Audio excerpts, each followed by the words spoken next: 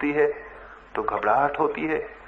एक फकीर था इब्राहिम, जब फकीर नहीं हुआ था तो एक नगर का राजा था। एक रात अपने बिस्तर पर सोया था, ऐसा लगा कि छप्पर पर कोई चलता है ऊपर, तो उसने चिल्ला के पूछा, कौन है ऊपर? ऊपर से आवाज आई, मेरा ऊंट खो गया है, उसे मैं खोजता हूं।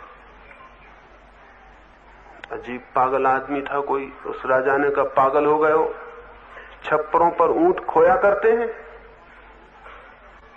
यहां ऊंट खोजने का क्या मतलब? छप्परों पर कहीं ऊंट खोते हैं? तो उस आदमी ने कहा, अगर छप्परों पर ऊंट खोजने से नहीं मिलेंगे तो सिंहासनों पर भी आनंद खोजने से नहीं मिलेगा। सिंहासनों पर आनंद भी नहीं खोया है।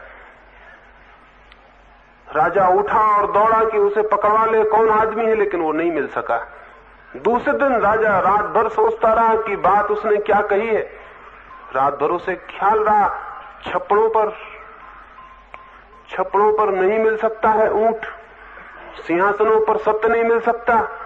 सिंहासन भी छप्पर ही है, चाहे वे सिंहासन किसी तरह के हों, सन्यास के, शंकराचार्य होने के, फला होने के, ढिका होने के, राजनीतिज्ञों के, या किसी तरह के सिंहासन हो, उन पर सत्य मिल सकेगा?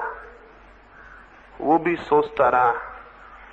लेकिन सुबह जब वो दरबार में गया, उदास और चिंतित था, बैठा ही जाके था कि एक अक्खर आदमी अंदर घुसता चला आया। पहरेदार ने बहुत रोकने की कोशिश की कि रुको।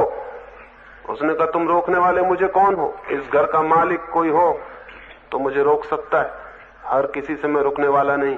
कौन है मालिक? नौकर भी डर गए उससे, ले गए राजा के पास कि यह है मालिक। उस आदमी ने कहा, मैं इसको मालिक नहीं मान सकता। और राजा से पूछा कि मैं इस सराय में रुकना चाहता हूं, 2-4 दिन ठहर सकता हूं? उस राजा ने कहा, तुम पागल मालूम होते, ये सराय है, ये मेरा निवास है, मैं मालिक हूं यहां का।